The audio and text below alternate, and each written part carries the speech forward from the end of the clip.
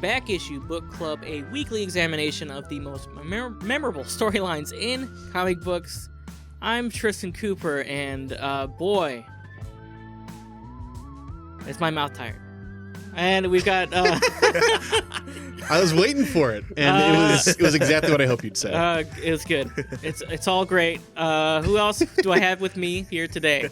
Hi, I'm Andrew Bridgman, and I'm the Sakaar cousin, not the Sakaar son. Oh, okay. That's a reference. Setting expectations low. I appreciate that. Yeah. You know, I'm not going to be the guy who saves things, but, you know, I might know the guy. Mm-hmm. Mm-hmm. And we have a brand new guest. Who else is here? Hi, everybody. What's up? I'm Dylan Green, a.k.a. Dylan the Hiveless. It's just me out here for the time being. Mm-hmm. It's another reference. Would it be nice to have a hive? That'd be nice. Sometimes. I don't want to know what everyone's thinking all the time because, like, we're all going to know what we're all thinking all the time. Yeah. I don't know if I want that. That's probably true. I wouldn't want that. I want to tweet it. I want people to know via tweeting. That's fair. That's fair. Well, everyone should know by now we are reading Planet Hulk, a pretty well-known Marvel Comics storyline that you might have seen bits and pieces of in the movie Thor Ragnarok. The comic is a lot different for a lot of reasons. It does follow a general trajectory that you might find familiar from the movie. Essentially, Hulk is exiled from Earth for doing a bunch of bad stuff, being the Hulk. He lands on the planet Sakaar. He is enslaved and forced to fight in a gladiatorial arena, and then he is eventually enlisted by the rebels to help overthrow the evil regime. That's the long and the short of it, but I do want to, before we really get into things, I wanted to talk a little bit with our guest. Dylan, can you tell us a bit about your history with the Hulk, history with comic books, and maybe your expectations going into the comic? So my history with comics, I've been reading ever since I could remember. Like, I think one of the first times I remember, a buddy of mine gifted me a Daredevil book when he had that really terrible yellow outfit, like way in the beginning. You mean the cool yellow? That's what you mean. I really don't Continue. like that. I don't like that yellow outfit. Right, that's fair. The yellow outfit that was so cool they never used it again. Listen, it makes sense. He's blind. He doesn't see how ridiculous he looks. Yo, all Daredevil's villains had better costumes than him. Like Gladiator had my favorite. Like Gladiator and Kingpin had the two best Daredevil villain costumes ever. But Hulk in particular, I don't remember the first Hulk book I ever read. But I do remember how much I loved the Ang Lee movie when I was a kid. Sure. Like I had read books before, but before that, seeing how Ang Lee really tried to make that movie look like a comic book, like way before anybody else really tried. Yeah. And he didn't do the best job, but You liked the Ang Lee Hulk when you were a child? Yeah, it's like 4 hours long, and it's like about like the emotional stress of an abusive father. It's not bad. Hulk does get hit in the dick by a tank. Yeah, it's hit in the dick by a tank. There are Hulk dogs. He explodes 3 Hulk dogs. Like that's like for me, waiting the hour and a half for him to turn into Hulk was worth it for the Hulk dogs alone. And then my dad and I also love when he like swings it. He throws the When I was younger, my dad and I used to love when he throws the tank. When he throws the tank the tank gun at the helicopter. No, Sure. it was a missile. He threw a missile. He threw a missile at a helicopter. Yeah. Right.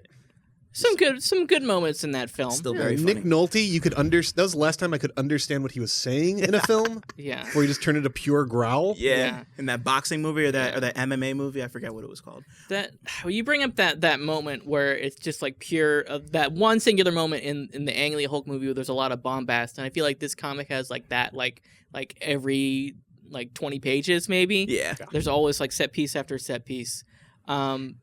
I do want to try something new this week because this is one of the most heaviest comics that we have in terms of baggage, because it's issue 92 of an Incredible Hulk run, and from 2006. There are 90 issues before this. There's dozens of years of continuity. So I want to do something that we call continuity catch-up. And that is basically, I just want to go over like how we got to this point and how where we arrived here up to issue 92 in 2006. And basically, at this point, Hulk has been Hulk for several years. They don't explain how he became the Hulk in this book. They don't give you his origin story in every single guy? issue. Didn't they kind of though, like a little bit? I'm just being facetious. So essentially, like in a Fantastic Four series just before this, they gave an example of Hulk kind of like doing something bad. He was exposed to a gamma bomb. As he is, I guess, like it happens. It's like lightning striking twice. It happens to some people. And at that point, he went into a rage and sort of wrecking Las Vegas. And everyone's like, "Hey, don't do that! Hey, please stop!" And eventually, Fantastic Four stopped him. And Thing joked, "Hey, I heard, if we ever want to stop you, we just got to shoot you into space." Ha ha ha. And then eventually, Hulk was shot into space by the Illuminati, who were formed in the comics supposedly years and years ago, but they were just introduced in 2005. There's a one shot in 2006, which involves a bunch of the smartest people in the Marvel universe. They're all white dudes. It's weird. It's all Tony Stark, Black Bolt, Doctor Strange, Mr. Fantastic, Namor, and Professor X. And Black Panther is also there at the first meeting, and he's just sort of he's like, "Hey, I know you all want to get together and kind of rule the world behind the scenes, but this is going to go bad.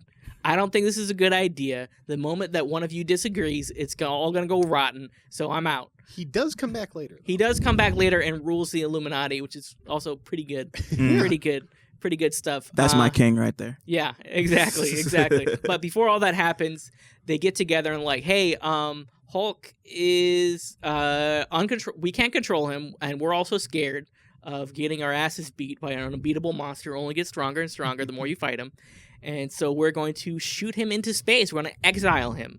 Yep. And they do this through a convoluted means. The previous issues in the story basically involve a life model decoy of Nick Fury tricking Hulk into doing a space mission and basically saving the world yet again. And then also on his way back, just sort of shooting him off into space. And all right, normal story. And there's a little recording of where Mr. Fantastic is like, "Hey, I'm very sorry. I'm so super sorry that goodbye forever." And then he just shuts him forever. And it doesn't go exactly as they planned, because they intended, as we find out later, to send Hulk to a very peaceful planet with no intelligent life. He gets sucked into a portal and sent to a completely different planet, Sakaar, and that's basically when Planet Hulk really, really starts. And we can transition now to basically the meat of the show, which is the book breakdown. And that is more or less, I want to go beat by beat into each bit of the comic and sort of explore what has made Planet Hulk one of the most memorable and most noteworthy Hulk stories of the past few years. It's definitely up there. I know a lot of people are very into Immortal Hulk, and that's something I'd really like to get into. But of the past, 10, 15 years, this is definitely up there as one of the biggest, and that's why they stole from it liberally for Thor Ragnarok. And right away, Thor arrives on this planet. He's supposedly weakened by the portal that transported him there, but he is sort of he used to be a big fish in a small pond, and now he's on this alien planet where he's just another big beefo in a planet full of big beefos. Sure. One thing I really liked about this comic as a whole that really does make it maybe my favorite Hulk thing, one of my favorite comics ever, is that they have it kind of taken out of the normal continuity and the normal Marvel universe and the normal settings we're familiar with, and they create this new world, all these new characters, and it really does feel like, anything can kind of happen here. Right. Whereas in the main Marvel universe, and we'll get into this talking about the follow-up and why the follow-up is so disappointing. Sure. I know that the Fantastic Four, that Spider-Man, that Iron Man, if in that universe everything has to return to the status quo, there can be no major consequences to basically anything. Sure. But here on Sakaar, basically anything's possible. Right. Any of these characters could die. Anything can change. And that's really exciting. It is challenging, I think, to bring up so many new characters, because I was having a hard time naming them all. So there's Korg and Miek. Who wants to start pronouncing some of these naings? I'm not gonna lie, I missed half the names. So Korg and Miek do show up in the book. A little different. From Thor Ragnarok. This is just after Hulk is basically immediately enslaved and shoved into a gladiatorial arena. Yeah. He's given a sort of like Roman style helmet with feathers on it. Yeah, how'd they figure out Rome? I don't, in space? I don't know. Maybe figure it out maybe they get HBO over there. I don't know. Oh my God, Rome is so good. like 10-year-old HBO, so like they're just watching Rome for the first time. Like, Yeah. It's incredible. They're all very different, but there's also, and we'll get into these characters in detail later. There's I want to say Kaela. Is The old strong. Yeah, She's the old not strong, part- the Dark Shadow. she's not She's part of the not. Warbound She's yet. like No. in the mix, like right from the very beginning. She is the Red King's like main guard right, or the Red bodyguard. King, the Emperor. Yeah. There's a lot of players that we will maybe that will have been here throughout the story that we'll introduce at certain points, because to introduce the entire cast would just be like I don't know, like a clown car. Yeah. There's Heroim, who's also of the old Check. Okay. Shadow. He's Strong. the Ashamed, right? The guy He's who. the Ashamed. Right.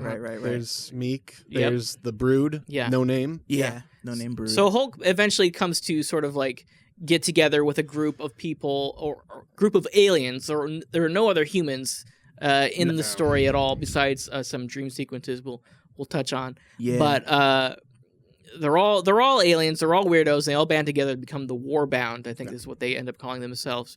Dylan, did you have any standout characters or team members from the Warbound that you felt attached to or repulsed by?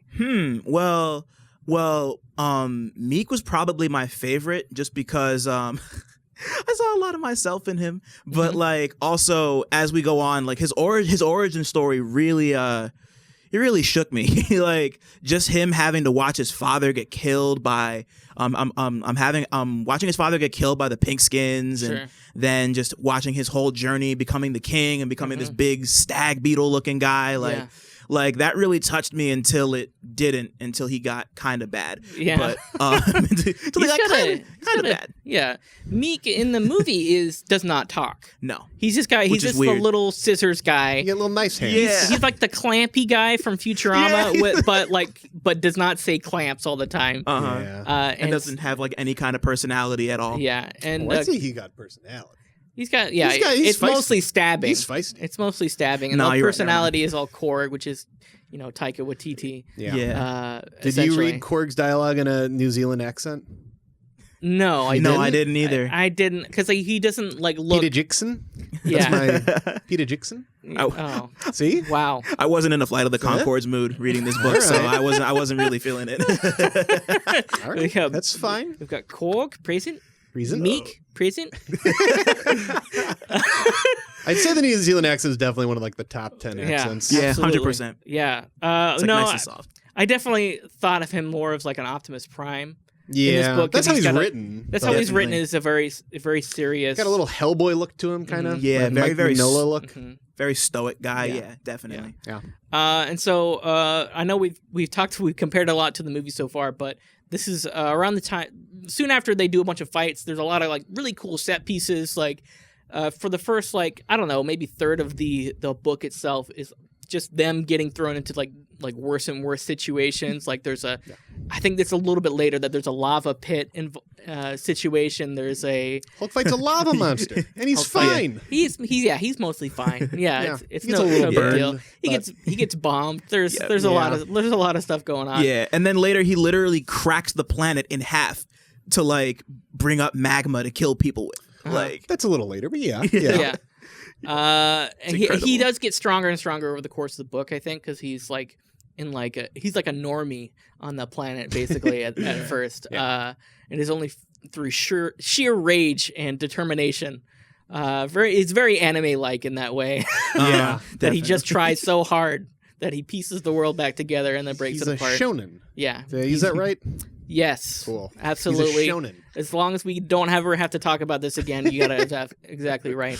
And eventually, Hulk is approached by the rebels of the planet who want to overthrow the Red King, the Emperor, who's just a real dick. A real bad dude. I didn't really get too much of an impression of the Emperor other than he was just bad. Yeah, he just burns people for no reason. He's a fascist. I get why they want to do a revolution against him more so than in Thor Ragnarok. Why they want to do a revolution against Jeff Goldblum. Why? I never really got the sense was like people were that mad at him, really. Like, he melted a few people, but like he was just kind of like this quirky, weird sex man. Yeah. And didn't really like oppress the people too much. He just put on good shows for them. Right. So it's kind of like, do people really want to revolt against this guy? I mean, I'd be ruled by fascist Jeff Goldblum, personally. sure. That'd be fine. Okay. I mean, at this point, like, yeah, all right. Until That's fine. until this after this recording, which Jeff Goldblum is revealed to be a terrible man. Listen, some listen, terrible tweets for of now, his. as Oh of my this God. recording, Jeff Goldblum's just this quirky, fun guy. I wish Set you your- would As of set this your watches, recording, America. please stop digging this hole. he'll never be bad. That's my prediction. Okay. Wow. Thanks. And so this is a little bit of this is the part of the hero's journey where Hulk rejects the call to action. He's like, I don't want to do this. He doesn't want to do this. He's like, hey, this is also part of being betrayed because it hasn't been too long since his best friends like sent him and said, I never want to see you again. You're too destructive. Yeah. And sent him away. So the rebels come along and he's like, yeah, no, I've been friends with heroes before. It never works out. You're gonna want to be friends with me until you don't need me anymore, until you get scared, and then you're gonna fight me again. I don't want to do any of this. Yeah. So he rejects it at first. One of the members does kind of like ditch and go with the rebels. I forget her name. Eloise, I think. Yes. Hello. Yeah. The Yeah. Redskin. Oh, Yeah. her name is Elo. Okay. I don't know how to pronounce it. I had no idea either. No one knows how to pronounce anything in this book. No. Well, Words are all just made up. That so. is something we should mention is that a lot of these characters do not show up in any movies, so we've never heard their names out loud. Yeah. So I don't know. Sakaar, that sounds right. Sakaar seems right. Yeah, right? Sakaar Is the planet they land on, but I don't know for sure. Hulk? I think his name is Holku. Holku. Oh, Yeah. Holku. Okay. Yeah. He's got a whole bunch of names. I think it's like 4 or 5, Yeah. right? Yeah, something like that. And one is throughout. nothing. One sounds absolutely nothing like Hulk. I can't even remember how it's spelled, but like Yeah. Bruce. Bruce, yeah. It's Bruce. that one. It's Bruce. Bruce Banner does not show up too often in this book at all. Like twice, No. and once is like maybe imaginary. A lot During of the before the love scene. Mhm. Yeah. Yeah. right. Well, no, he should. No, yeah. And there's that dream scene, like Yeah, after the like dream, the, like is he Yeah. there or not? I kind of feel like he did though because Miek looked at him and he saw Bruce for a split Yeah. second. He's like, "Oh, must be seeing things." And Yeah. Yeah. But Well, a lot of Meek's way of talking. Hulk me too. stories Fun. are all about me thinking to agree. is this person is he Hulk or Bruce? Are they separate? It's kind of a Jekyll and Hyde, like what makes him monster, what makes him man, etc., etc. But there's no internal struggle that way. Here he's Hulk for 99% of the book, Which is And- great. Which which is how is it- good. Like that's cool the with problem. And they've talked about this, like why like main Hulk movies have such a hard time. It's because Bruce really doesn't want to become the Hulk because he loses control, he becomes dangerous, but the audience only wants to see the Hulk. Yeah. They do not give a crap of this mopey scientist who doesn't want to become an awesome, strong green man. Like that's a very frustrating tension. Yeah. So just making him Hulk all the time is like, oh, that's great. Perfect. There's an interesting something I'd like to see in the movie, and this is getting off track for just a moment. It's fine. There's in a few books, including a Jason Aaron run, there was a storyline where Hulk and Bruce Banner are separated. Yeah, was that after like Fear Itself, I think? Yeah, they're separated, and Bruce Banner is the villain of the story, and he desperately wants Hulk to like rejoin with him so he can Yeah. become more powerful. Yeah. And that's an interesting take because you get both characters, you put them on the same screen, you care about Bruce Banner and that you don't like him. But I couldn't imagine Mark Ruffalo in the movie like being like very evil. I don't know. He's always kind of Yeah. like They've really like softened him over the Yeah. time of these years. He's like, I don't know, I can't get the Hulk to come out. What's Yeah. going on? He's oh, boy. Yeah, he's a very affable dude. Yeah. He's like that's just tripping his- in the that's just his thing. Hulkbuster suit and Yeah. stuff. He's just Yeah. a goof now. Yeah. Jumping back into the story, after Hulk says, I don't want to be a rebel, that's around that time is when Silver Surfer shows up as one of the combatants. Apparently he was sucked into the same portal Yeah. as everyone else. He's also got one of those badges on him that means, mind control. Yeah. I It's an guess. obedience disc. It's an obedience disc. It's a restraining bolt from Yeah. Star Wars, basically. That will actually Yes. melt your brain. if you fight it hard. If you fight it hard enough. Because at one point, Korg fights his brother, I think. Yeah. That Yeah. had They're driven had- mad. Yeah, driven mad because he had fought his disc, his mind disc too much. Where'd they? You gotta fight the disc. Yeah. I can't do it anymore. Okay. Peter Jackson. Did you ever do it? Is another question. You can say it. You can always get it by saying Peter Jackson. Right. Peter Jackson. Right. That's how you do it. So they have this sort of like meetup in the arena that is much like the Thor Ragnarok meetup. It's like, hey, I know you. Yeah. Hey, like, we're friends. We shouldn't battle. And then they eventually, obviously, end up battling, and then obviously end up like making up and deciding to just sort of break everyone free. And that's when they decided, like, I don't want to do this anymore. And Hulk just like breaks everyone's. No, Silver Surfer uses the power cosmic. I see. But later, Hulk is just like smushing them. Yeah, there's not a lot of consistency. Listen, it's a space comic about a big green They're just kind of ripping it off like stickers. Yeah, you know what I mean? Honestly, they're almost like I don't know, temporary tattoos. You just kind of rub them off a little bit. Yeah, like if Hulk was fast enough, he really he could have just ripped it off right when he jumped at the Red King the first time. He came super close, but they got him like right before. I like that a lot. It was at the very beginning. I don't think we have imagery for this, but like right away, right after his first fight, Hulk is like, sees, oh, here's the boss. I'll kill him right now. Exactly. And so he just like leaps right at him. he's nothing if not bold. Yeah. That's always been his MO. Yeah. So yeah, that's very enjoyable. I did want to come back to that dream a little bit. It's kind of like, you know, in sequence of monthly releases, it's kind of like one of those one-off comics done by a different artist, I believe, because we haven't talked about the creative team. It is Greg Pak, and it is mostly Aaron Lopresti on pencils. There's a ton of other artists and colorists, and it's a monthly superhero comic, so there's always all sorts of teams like tagging in, tagging out. Gary Frank is in there for a little bit. We'll see him more next week. We'll talk about that. But a different artist comes in, talks basically about Hulk's dream, and he just sort of like it basically visualizes all of his internal struggles, like not wanting to side with the rebels. There's this big scene where he like rips Iron Man straight in half. Yeah, is this like robot parts inside? Yeah, I mean. Show me Tony Stark's intestines. They do that in that Thanos comic where they rip him apart. I've seen that. We got that thumbnail. We got that thumbnail. Like, that's his blood. That's all of his blood. And I'm not sure if y'all caught it, but like Wolverine is in the corner in that dream, and he's just like better him than me because Hulk ripped Wolverine in half. Oh yeah, Right. that Damon Lindelof one. That was around that same time. That's a good catch. Remember when Damon Lindelof wrote a comic? Yeah. There's a really good. Like, There's another good detail on that panel. It's at the very top. You just see Spider-Man going, "Oh no!" Yeah. yeah, right. Gotta get out of here. This is like Hulk's vision of everyone. Yeah. is just pretty accurate. Yeah, it is. But I don't know. I just thought that was an interesting way to tie it back to the larger Marvel universe, because at this point in the dream, we haven't seen anyone else besides Silver Surfer from the Marvel universe to make it seem like any of this is connected or quote unquote matters at all. Yeah, where's Sentry? Where's Rick Jones? Where are all of our favorite characters? Yeah. Where's Doc Samson? Yeah, all of the top favorite characters. Right. Oh, my bad, I guess. So, and this is the point where Hulk decides to like, all right, I'm part of the rebels now. I'm going to help everyone, free everyone. I don't want to be enslaved, so nobody else is going to be enslaved. He does kind of fight with what's her name? Ello. What's her name? Ello. Ello. We'll go with Ello. Ello. He fights with Ello a little bit because she wants to use like the controlling rods to like kill the enemies. It's like, okay, I freed you. Okay, now kill the guy. She wants that vengeance because they kill her dad. She's justified. I get it. Yeah. Okay. Wait, let's call her Ello because we're new accents for everyone. Hulk decides to free Hello. everyone, and if they want to kill the bad guys afterwards, they can. But he doesn't. He's not up to making everyone controlling their thoughts and everything like that. Yeah, He's not super into that. Mm-hmm.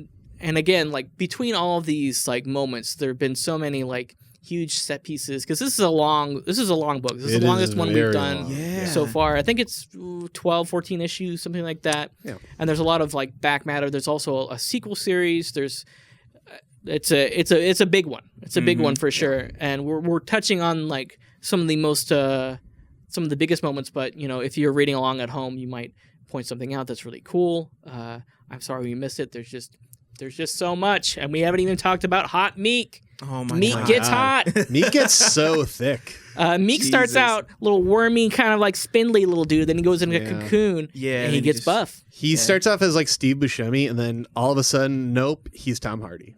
Wow. Yeah, I was gonna say boom. The Rock, but Like, I don't know if he's like The Rock's super cut. yeah. Like, he's just like Okay. beefy, I think. Like Okay. Tom Yeah. Hardy. Okay. Is Tom Hardy beefy? He's kind of beefy. I was thinking, Leave well, some what about comments about how beefy Tom what about Hardy is. what about Please tell Henry me. Cavill? Huh? Henry Cavill's so cut too, though. He's like so cut. Okay. But Meek is but Meek's Meek, like a refrigerator. Okay. You know? A really hot refrigerator. This like a refrigerator Uh-huh. you just want to get chemmed up by. He does kind of look like a bug made out of a six pack. Yeah. You know, it's just like Yeah. Like most he's people, all six pack. Most people have like an abdomen Yeah. and a neck, and he's just like, oh, what if just abs? I'm just abs. this is the crazy part. Okay, so they get out of the gladiatorial stuff. Yeah. They lead a rebellion. They're like kind of wandering the wasteland. They get in some fights with the Empire or whatever. They rescue some villages.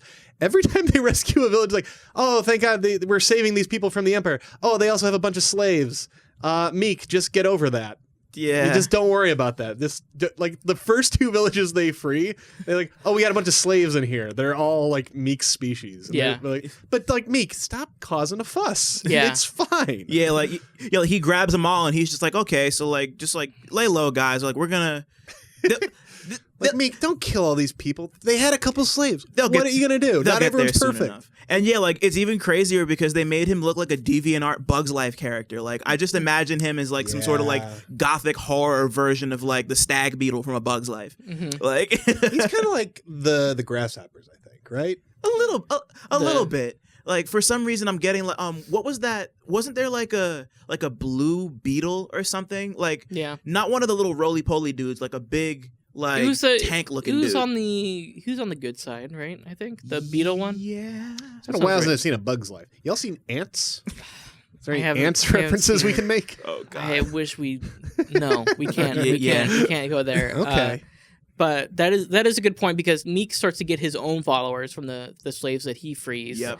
And he sort of like builds up his own following, and it's interesting because Hulk comes to this planet, and at first it seems like everything revolves around him, but soon it kind of fleshes out a little bit more because this planet has a history. This planet has like lots and lots of competing species, all in one place that all have their own motivations and desires. So that's kind of nice. That's something that 12 to 14 issues like gives you space for is to like sort of like build out a world as opposed to just giving a place for Hulk to like smash. Yeah, they did a lot of good world building here with like, oh, here are the spikes, but here's like the backstory of the spikes, Right. which is just like the flood. Right. But like, what if you felt bad for the flood? Yeah. In Halo, Yeah, the spikes come in around this point, and they are basically like it's the flood. It's literally it the flood. is the flood. It is the flood, and I guess I'm not saying the flood's original either, but like it's No. the flood, just for people's understanding of. they're basically it's like the a flood. parasitic organism that like takes you over, turns you into a really ugly, like fleshy, tendrily zombie. Yeah. And then a big strong green guy Mhm. tries to destroy you, Yes, like in Halo Yeah. and this. right. And Half-Life 2 with the head crabs. It's crazy to think that Half-Life 2 and Halo are like dated references now. Yeah, In a way, Yeah. like that's insane. Oh. I mean, because no. well, yeah, the last relevant entries of those series. I don't know. We finally hit critical mass on Halo and There's Half-Life. going to be a Halo battle royale in the next hour. The Right, next hour, okay, I'm yeah. sure. I don't know that. Oh, I that's mean, like Halo Infinite. I can see it though. I could definitely. Is that a thing? Halo Infinite was announced, but they haven't said anything about it. Okay. But that's Then there that's we gonna go. happen. All right. Okay. That's been your video game chat for the day. Hey. Tune in next week. So the whole time we haven't talked about the Red King that much, but the whole time he's just getting madder and madder. He's Yeah. getting like a bigger suit and a He's bigger got a big suit. mech suit, And flamethrowers on it. Flamethrowers. He starts like torching cities. He just becomes more and more depraved. And like Well, I Hulk don't. cut him. So Hulk Yeah. cut him once, and that's his only thing that he has in the whole Yeah. book. He's like, "Hey, I was made to look weak. Now I'm gonna crush you." Yeah. And that's like the first couple issues, and he doesn't really grow from there, other than like grow in power and like yeah. he's gets more sadistic. He like burns everything. He burns or bombs like a city, Mhm. and his He bombs one of his multiple lieutenants cities. is there, Kaela. and she's like holding. She's trying to protect the child, but the child just sort of like disintegrates. Oh my god. Yeah. I think they do that awful scene moment. in the Planet Hulk cartoon. Anyone watch that? Not yet. I meant to. It's fine. But that they do some interesting things because it's not saddled with all this continuity. So they kind of like open it and close it like very neatly there, and they do some things differently. I'll mention them when we get to them, but it does it some interesting ways that might have served the story better. But I can understand why if you have to do Incredible Hulk number 105 next month. Why you wouldn't do that? Yeah. So yeah, the spikes come. This- That's another thing that the Red King does. He's like bombing his own people. Like the worst like infection possible. Like it took them years to fight off this thing before. Mhm. He's just letting it go again just because he wants to beat Hulk. Yeah. And I think it's around that time that Kaela, Mhm. I don't know Yeah. that's her name. She's like old strong. maybe fighting for this Red King guy. Right. Maybe not the best idea. Yeah. Up to that point, she's been like kind of like she meets cute with Hulk in like the first few issues, and you're like, oh, obviously they're gonna get together Yup. by the end of She's this. like the only one strong enough to be like the Hulk's mate. They're both turned on by each other immediately. Yeah, you when can they just look tell. at each other and like, well, okay, I don't know how many issues it's gonna take for them to get it on, but it happens It's eventually. like a Hallmark Christmas movie. Yeah. Basically. Oh, okay. So she comes back from. She's at the job in the big city, Yeah. and she's in this small little town Mhm. called Sakaar. Okay. And, Yep. Hulk's like the local beefcake Yep. Mhm. From high school. from high school. Yep.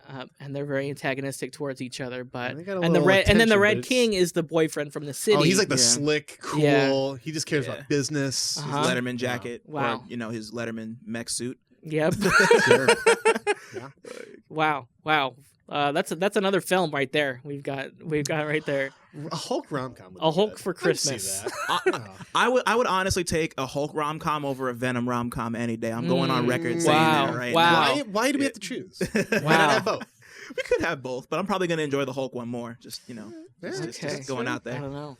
Also, I would love to say that I don't want to say that I appreciate how like over the top evil the Red King is, but it's refreshing that there seems to be like zero dimension to this guy. Sure. He's just like, I'm just evil. And then he gets cut in the face. He's like, oh, I'm really evil. And Sure. there's no in between. He's just bad. We know, like, And this is a guy for the Hulk to kill. Like, we're not expecting that not to happen. Yeah, so they're yeah, like, yeah. Sure. we're not going to waste time trying to like Right. deepen this character. I That's guess cool. that Sometimes makes sense. people are just bad. Yeah. You know? They save a little bit more of the gray areas for the supporting characters and Hulk himself. And Exactly. the flood.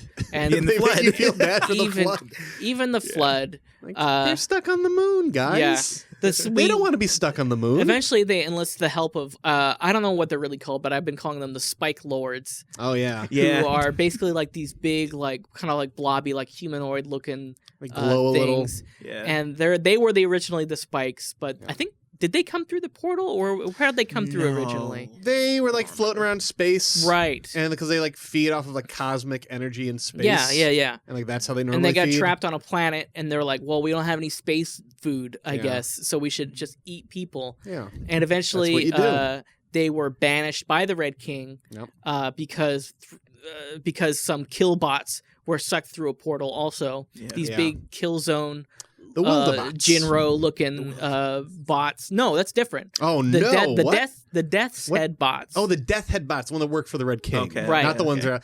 Well, There's those a are lot of different. stuff. There- There's a lot of stuff Again, going on here. like I said, there's a lot of stuff we're going to be bringing up for the first time. While their character arc sort of like completes, Yeah. because there's so much going on in every issue. But the Death's Head bots sucked into a portal. We later learned that Kaera's people sort of like made the portal itself that sucked in a bunch of different life forms, including Hulk, Silver Surfer, blah blah blah. Yeah. And because they wanted to get home somehow, and it just hasn't been working out so far. Yeah. And Yeah, big ship. yep. And so basically, the Spikes get like their whole issue of backstory, detailing up to the moment where the Death's Head robots like destroy them. The Red King banishes them to the moon, Yep. and then when Hulk is really like breathing down the Red King's neck, the Red King like decides like, okay, I'm gonna reinfect the planet with the spikes, with the most terrible thing. And on the moon this whole time, in the years in between the invasion and the reinfection, they have just been going like bonkers on the moon. They've been eating each other because they had. If I was trapped on the moon, I'd probably be a little testy too. It was horrifying. I was still alive for years and years, And so the Spike Lords are just like, hey, I'm sorry about this. We'll help you out. We can help each other. Blah blah blah. And so it all works out. And then the Red King's demise is something that is strange to me. Yeah. Why Okay. Exactly. It felt so him and Hulk fight. It's and not then looking good. Hulk decides to instead toss him not to the people that he is enslaved. Yeah. He tosses them to the Wildabots. Yeah. Which are another group. They're like the beasts from Horizon Zero Dawn. Yeah, and that they are just wild robots, which is a cool idea, but they are yet another faction. And I read in the book comes with like a little wiki in the back. Yeah, I didn't read that. I read some of it because I was like, what do they do again? Because we got them confused. Farmers. We got them confused with the Death's Head, but then it's not the same. Basically, they were a race of aliens, like super robots, the Calculons. I don't know what they're called really. The Cylons, something like that. Yeah. And what if Cylons just like lived in the fields and harassed farmers? Exactly. Well, they were basically they tried to attack the city. They got pushed back by the Killbots, the Death's Head robots, and basically their leader was dead, so they scattered to the wind and became feral. And that's when Hulk just throws, and flash forward to now, Hulk throws him, the bad guy, to the Wildabots to be torn apart. And I'm just like, well, that's not really satisfying or like fitting. Yeah. Because like there's not really any hint or sort of like impression that I get that he created these bots that they've been terrorizing other people. Like in the cartoon, I believe what happens is Hulk or someone infects the Emperor with the spikes, and then the Killbots, who are programmed to destroy anyone who infected with spikes, turn on the Emperor and kill him. Okay. And so that's a little bit more like poetic, things that he has been controlling the populace with, things that he has been terrorizing people with, have been turned on himself. But when it's just the Wildabots, it just seems like kind of random. Yeah. I'm not gonna lie. I'm not gonna lie. I was really waiting for like my Simba throws Scar to the hyenas moment. Sure, like, exactly. And that didn't happen. Yeah. That was kind of. I think sad. they should have followed the law and arrested him. That's what I think. You should due process. Due process, a fair trial by a jury of his peers. Mm-hmm. I think we had trial by combat, right? You think he'd get his mech suit? Listen, I don't know everything about Sakaar law and due process, but I'll review this and come back next time. I think you have to. Yeah, I don't think if you get approved by the Bar Association on Earth, I don't know if it flies on Sakaar or not. Listen, there's got to be a public defender we can find for this guy. They got to fly out Matt figure Murdock. It out. Mm-hmm. Yeah, they could get Matt Murdock or She-Hulk. Or She-Hulk. She's a space lawyer sometimes. Yeah, sometimes. Oh. Here's the deal, though. Like in any other like movie, that would be the end. Yeah. But like this is a comic book, so it goes on. Yeah. It continues. Hulk is like basically crowned emperor. Yep. And he takes he marries Kyra. Yep. And they're like, hey, this is great. I'm having a good time. Yeah. Everything's going perfect. Everything's going perfect. Day one. What could possibly go wrong? Well, first, day one, they have sex. Okay. Yeah, day one of his emperor, they have sex. Day two, she is pregnant. Right. Check. She's pregnant. Day two. You know what? You don't know like how pregnancy, just like we don't know how law works. We don't know how pregnancy and fertilization works. The gestation process might be super quick. It's very fast. Also, the gamma sperm probably that has something to do with it. I don't know. We got a lot of research to do. Yeah. I'm fine. If you want to hit me up and just give me sort of a summary of your Google search. Okay. I don't need to. No, it's fine. No. I need answers right now. I got some stuff about Hulk's dick. Oh wow, you did some research. Okay, I did several pages of research. Okay. About Hulk's dick. Okay. Jesus Christ! Christ. To bring it on you. But okay, so like Hulk, he has sex. Yeah. There's all these questions about Hulk's dick, you know? Oh my God. You know how you think about Hulk's dick all the time? Are there a lot of questions? You know you think about Hulk's dick all the time? Man. Just 24/7, just nonstop. Well, I was doing some research and I was like, okay, like from your guys' perspective, does Hulk's does Bruce Banner's penis get significantly larger when he turns into the Hulk?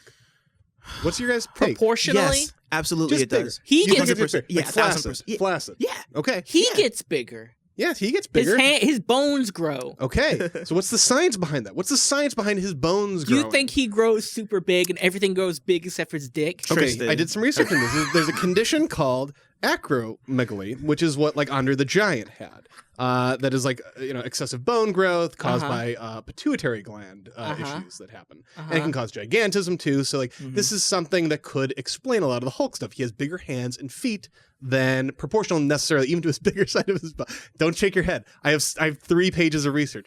Now I was looking into like okay now. When you have this condition of gigantism, does your penis grow with you? And the answer is not always necessarily. In fact, sometimes your genitalia can become underdeveloped due to it. Basically, my research led me to believe. Now, the Hulk is fertile. We know this. The Hulk is fertile, Yeah, he is. which is interesting. Which is interesting because he's gamma radiation. You might assume he's not, but he's very fertile. He's like incredibly fertile, which indicates his genitals are fully developed. Would we Okay. agree? Okay. Okay. Is there anything to So I looked to end into this sooner than later? Andre the Giant's penis for a while just to see Okay. if I could find some information. It has been described as a fire hose by some people, so that's something to keep in mind. Cool. Okay. But Okay. my ultimate conclusion is that we never see Hulk get an erection either, because it would break through his pants theoretically, right? Yeah. Okay. It's just you don't see anything. He might be tucking it. We don't know. But you can get so angry you what? get an erection. This is true. No. Like, where is he tucking? Where is he tucking Behind. his boner? You'd have to be behind. Because you see it face on. There's also an interesting thing I found out that penis length they find in studies comes from like the ratio between your index finger and your ring finger. Okay. And I tried to look up Hulk's finger sizes. Didn't get much information there. So ultimately, my conclusion is Hulk flaccid is probably very similar to Bruce Banner flaccid.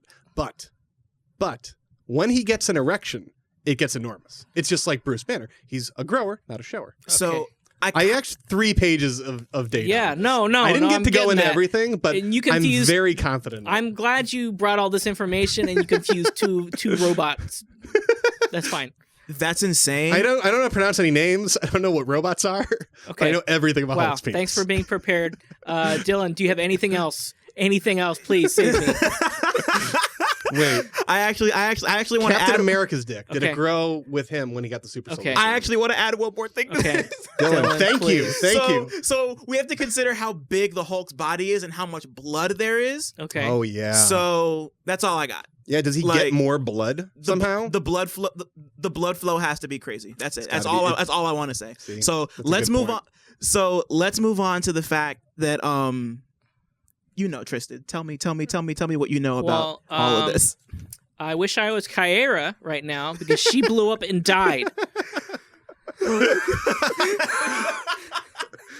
That's how the book ends, pretty much. I know it's too bad because she was the only one who truly know about Hulk's penis size. Oh So no, man! She could have cleared this all up for us. No, Yeah. man, her death was too tragic for that shit. We can't joke about that. Well, that's the thing is that Andrew was mentioning, earlier on that basically, this Planet Hulk is so self-contained, you can do anything here. Yeah. But eventually, Hulk has to come back to Earth.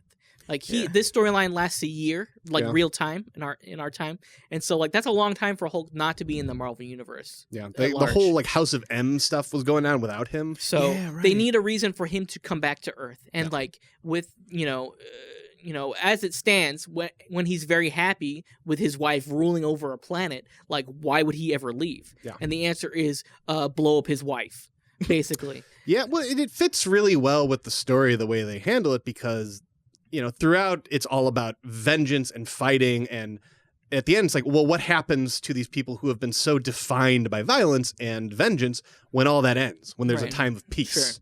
And Basically, it's the capsule or the ship that Hulk was sent to Sakaar in Yeah. is what ends up exploding. There's a warp core reaction, and it eventually like some things are cleared up about it, and the motivations and the actual cause of the explosion are kind of cleared up in a different way. But in the book itself, it seems like it sort of just happened, and there's maybe some It hints. seemed like Miek knew something was going to happen. Yeah. Right. He was at least aware of it if he didn't Exactly. engineer it and himself. he didn't do anything about it Yeah. and sort of let it happen. He had like a shifty-eyed dog moment, like Yeah. For some reason, he had trouble getting over forgiving all the people who kept his people as slaves. Yeah, like- I don't know why he had such a difficult time with that. Once Well- again, we're talking about those gray areas. Like he was justified, but it was not Well, a good thing to do. Yeah, it's like It's- I understand why he had a difficult time getting over it. Yeah, you know? maybe justified is the wrong word, but like Yeah. I could, it's But he didn't want to live in peace. He didn't like this idea of. Well, he did. He basically everyone started fighting again. All of the once the emperor died, everyone starts to fight again, and he basically stands in between all of them and says, "Hey, you get along, or I'm going to kill you myself." yeah, literally like. So Hulk is a very good dad. yeah, that's true. Actually, he isn't the best dad because he like remember when Miek asked him for advice about what to do when all his people were enslaved. He literally looks at him and says, "I would never stop making them pay." Yeah. So like that becomes Miek's whole motivation Right. over the course of the whole book. And then Theo's And, like, "Hey man, stop making them pay." What Yeah. are you Yeah, doing? like, he's like, "That's what you told me He's to like, do." I learned it from you, Dad. Like, he literally he has like 5 or 6 of those moments throughout the whole book. It's Yeah, so crazy. that's true. Very true. And so as we sort of like wrap up the story here, like basically like right after the explosion, he basically gets his crew together and like basically like goes back to Earth. It's like, hey, I'm going to go back to Earth. We're not covering it here, but like right after this is World War Hulk. Yeah. Hulk goes to Earth, beats everyone up, turns Madison Square Garden into an arena, and it's not as satisfying as Planet Hulk. Well, he can't do anything because it's the Marvel universe. So he can't actually like. He should want to get so much revenge, and he should murder everyone instantly. Yeah. Yeah. And he doesn't because you can't. There is a what if story. I read that. Where Kyra survives and Hulk dies, and Kyra basically like takes over Sakaar, and then she goes to Earth and kills everyone. Yeah, it's awesome. Yeah. It's like that's what should have happened. Absolutely. Like, Here's the deal, though. It sucks that Kyra has to die. Yeah. She's basically She gets fridged. She has to get Yeah, fridged. She has to get 1000%. killed for Hulk's character motivation. Yep. It's like the oldest comic book trope in the book. Yeah. and she was cool. She's Yeah, cool, I but really here's liked the her. deal: she didn't die. I guess she didn't. She doesn't die. I know. Like later How on, do you she is mean? revealed to be alive, and she Really? had I know she she has had the kid. I she bet has he like she fell has into 2 kids. Scar and who's the other one? So, I don't know. I don't remember his name. He's kind of Scar a- and ScarJo. ScarJo. ScarJo. Yeah. He's Yeah. he's got a hyphen in his name. He's kind of bad. He looks more like Kyra than Hulk. okay. Oh, so it's like how Talia and Batman have the secret kid and he becomes Robin. Yeah. Ish. Yeah. That's Damien? about the same. Yeah, Damian Damien Wayne. Yeah. Yep. Mhm. Yeah. So yeah, that about wraps it up. Before we get right to the end here, I did ask each of you to sort of go over your best moments and panels of the comic. So this is our panel picks.